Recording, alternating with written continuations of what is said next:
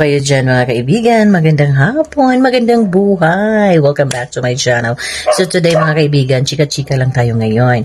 So habang ako ay nag-browse sa Facebook, ganyan, bigla akong nakapanood ng isang video na isang babaeng humahagulgol, umiiyak.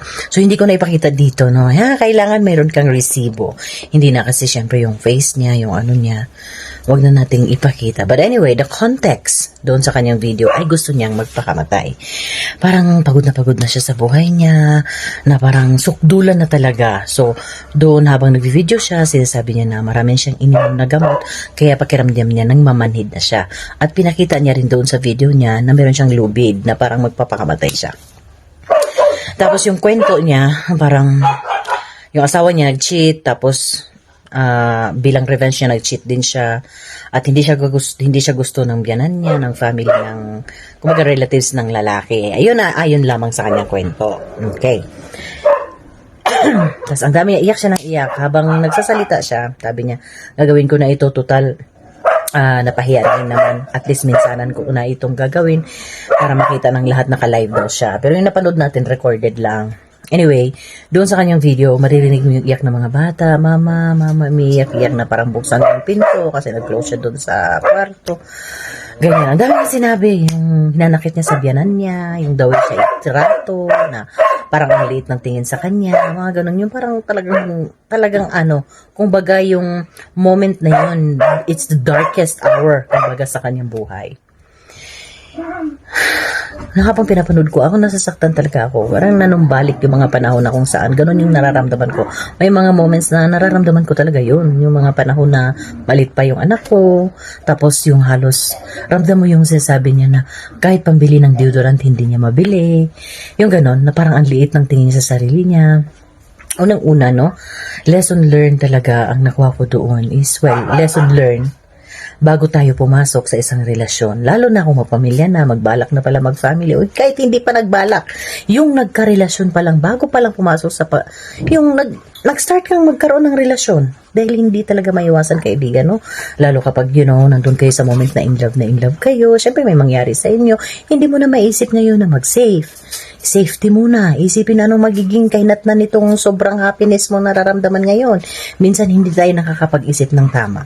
O bigla kang nabuntis. O ba, nabuntis na kaagad. Wala sa plano. O ngayon, lalo na sa lalaki, once na pumasok na dyan, nagkaroon na, mayroon ng baby, mayroon ng anak na involved.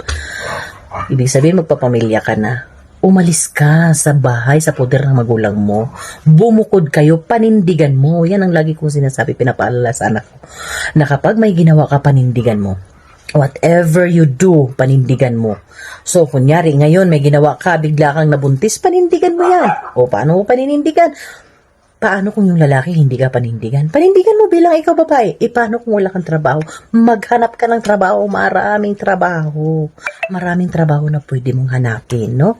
Kung hindi ka lang mapili sa trabaho, kailangan maging determinado ka. Ginawa mo ito. Panindigan mo. Ang pagpapakamatay ay hindi solusyon. Ang pagpapakamatay, lalo na at may mga buhay na mga batang madadamay, nasabihin mo, napaka-selfish mo naman. Hindi rin natin siya ma-judge, no? Kasi nung nararamdaman niya yung moment na yun, nasabi niya, wala daw siyang malapitan, wala siyang kaibigan, wala papagsabihan niya kung anong nararamdaman niya. Kaya kailangan mo rin, kailangan mo nandyan ang pamilya mo. Nandyan naman, lagi naman nandyan ang pamilya mo eh.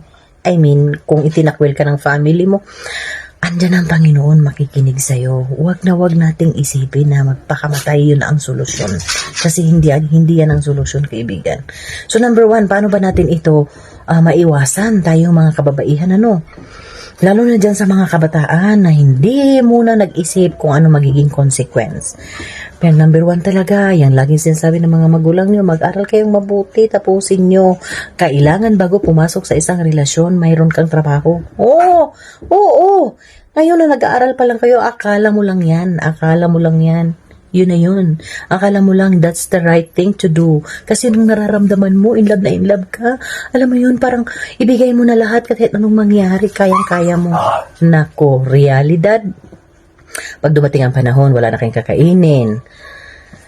lilipad lahat ang pagmamahal na sinasabi na inaakala mo. Kaya kailangan talaga tayo mga babae, kailangan may trabaho tayo. Hindi ibig sabihin na si Mr. may trabaho, huwag pabayaan na natin ang sarili natin. Hindi na tayo magtrabaho, maging dependent na lang tayo sa kanya. No. Kailangan meron tayong sariling income, no? Kung si Mr. naman malaki ang income at sasabihin na huwag ka na magtrabaho, alagaan mo lang yung mga bata. Siguraduhin na kapag nag-remit si Mr., mayroon kang savings para sa sarili mo. Hindi lang para sa sarili mo. Pagdating ng panahon, meron kang mahuhugot. No, kasi depende pa rin naman yan sa pag-uusap ng mag-asawa.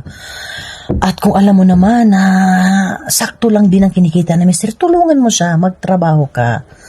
Kasi mahirap talaga, number one talaga dyan kapag wala na kayong kakainin, maya-maya magkwentahan, yan talaga ang number one. Dyan talaga papasok na yung kung ano-ano na lang na naiisip natin. So yun ha, number one po mga kaibigan, mga kababaihan, kailangan may trabaho tayo. Alright? Kasi para hindi tayo mangliit sa sarili natin na kahit man lang deodorant hindi natin mabili, kahit man lang pantawas hindi natin mabili. At sa lalaki din, kailangan din na maliban sa kung alam mo naman na hirap ka sa paghahanap buhay, pwede mo naman kausapin si Mrs., di ba? Kaya kayo nag-asawa para, mayroon kang kaunanayong, o sabay tawag mayroon kang kaakabay, no? Sa iyong kakabay sa buhay. Hindi naman kailangan suluin mo na kasi mayroon din yung ibang mga lalaki masyadong ma-pride na kahit hindi naman kaya, hindi nagsasabi sa asawa. Kailangan talaga maging open. Ang isa sa mga pinaka-wonderful, pinaka-the best ingredients sa isang relasyon is the openness, yung communication. Kailangan open talaga, no? At yung, syempre, pagka nasira kasi yung trust mo, hindi ka na mag-open sa asawa mo, o di kaya nag-open ka nga sa asawa mo, yung asawa mo hindi naman nakikinig, isa din yun. Openness, communication, nakikinig, listening, ganun. Hindi lang puro ka mag-open tapos hindi ka naman marunong magkinig, no? Meron naman yung open na open, yung asawa mo naman hindi nakikinig. Kaya both sides talaga. It takes two to tango, kung baga. Pangalawa, maliban dun sa kailangan may trabaho tayo.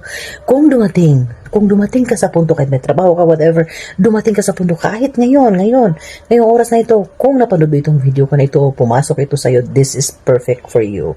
Kung mayroon kang dinadala na mabigat, sa tingin mo, parang hindi, the end of the world na, no. It's not the end of the world. Laging may solusyon sa bawat problema. Tandaan mo yan. Laging mayroon. Kung isipin mo, wala na. At that moment, isip mo, wala na kasi punong-puno ka pa ng paghihinagpis, puno ka ng sakit, puno ka ng, hindi ka dramahan yan. Normal lang yan na maramdaman mo. Iiyak mo lang.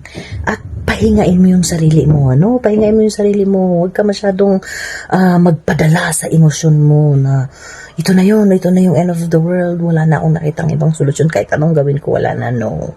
Laging may solusyon. Tandaan, kahit sobra kadilim, kapag papasok ka sa cabinet, no? Papasok ka sa isang lugar na sobrang dilim. Tignan mo, pag nagstay ka and you let that dilim na mag-sink in, makikita mo na mayroong liwanag. So, ibig sabihin lang yan, bawat problemang darating, laging may solusyon.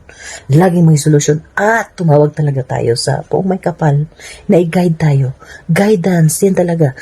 Always pray for your mental health, pray for guidance, at kung hindi mo na talaga kaya, ibigay mo kay Lord, no? Ibigay mo sa Kanya. Tanggalin mo to lahat, Lord, di ko to kaya. Ikaw na ang bahala nitong lahat ng nararamdaman ko. Kaya wag tayong sumuko, kaibigan. Wag talaga, no? Kasi, lalo na, Diyos ko, doon sa napanood ko, rinig yung mga batang naghihina, nag-iiyakan, tinatawag si mama. At yung mama niya, parang decided na talaga siya. Na gagawin niya yung bagay na yun. Hopefully, hindi nagawa kasi ayon doon sa comment, na-rescue naman daw siya ng kanyang pinsan. At yun din, pangatlo, at yun nga, kapag nag-asawa na, umalis na kayo sa puder na inyong mga magulang. Kailangan mag-separate kayo. Kahit mahirap, lahat ng bagay, pag umpisa, mahirap talaga. Mahirap lahat ng umpisa. Pero, tandaan, hindi ang sitwasyon ang mag-a-adjust kundi ikaw. Ikaw ang mag-a-adjust. Kung hindi yung lugar, kunyari napunta dito ka sa lugar na malamig, kunyari, hindi ka sanay sa mainit na lugar at napunta ka doon. For whatever reason, napunta ka sa lugar na yun. Hindi yung lugar ang mag-a-adjust sa'yo, kundi ikaw. Ganun, no? Tayo yung mag-a-adjust. Kaya kailangan talaga, kapag nag-aasawa ka na, kapag nagpamilya ka na, nag-anak ka na, umalis ka sa puder ng magulang mo. Mahirap sa umpisa, pero malalagpasan mo yan. Makaka-adjust ka din. At kaibigan, kung andyan ka naman ngayon sa sitwasyon kung saan kayo ay nakikitira sa inyong mga biyanan at hindi maganda ang relasyon nyo sa relatives ng iyong partner, pwede mong kausapin si Mr. Mag-open ka sa kanya. Ngayon sabihin mo sa akin, nag-open ako sa kanya pero hindi siya makaalis sa bahay ng kanyang ina. Mag-isip ka na, no? Tapos sabihin mo, hindi ako makagalaw kasi wala akong pera, wala akong trabaho. So, ang pinaka-first thing na gagawin mo is to plan. Iplano mo and you have to pursue sa plano mo. I-pursue mo talaga. Planuhin mo maghanap ka ng trabaho. Huwag mong hayaan na magdepende ka sa mister mo, magdepende ka sa plano niya. Kasi kung alam mo, lagi everyday napakahirap kung everyday naririnig mo, puro negative. Napakahirap. Hindi ka mag-grow as a person. Kaya kailangan mong umalis dyan, no?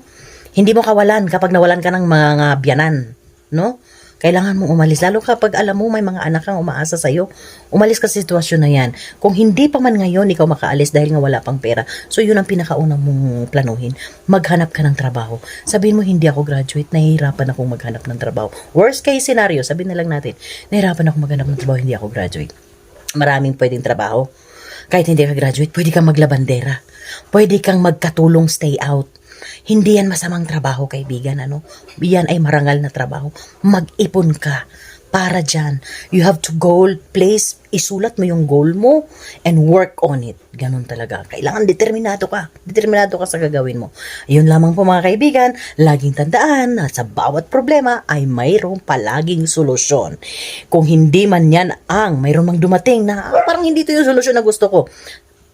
Sometimes, ang Panginoon binibigyan tayo ng solusyon na hindi natin akalain. Na yun pala ay for the bigger, brighter na sitwasyon na ibibigay niya sa atin. You have to pray, keep the faith, ibibigay yan sa'yo. Naniniwala ako. Kaya kung ano mang dinadanas mo ngayon, mabigat man yan, kahit gaano pa yan kabigat. Keep the faith lang and work on it. Alright, kaibigan? Kaya naman, magandang buhay, mga kaibigan ko dyan. Always claim for success and positivity. Iwanan yung mga taong masyado mga nega, okay? Huwag mag-dwell sa mga negativity. Ayun mga friends. Thank you for watching. Yun lamang po ang ating Chika Chika Marites Pamor.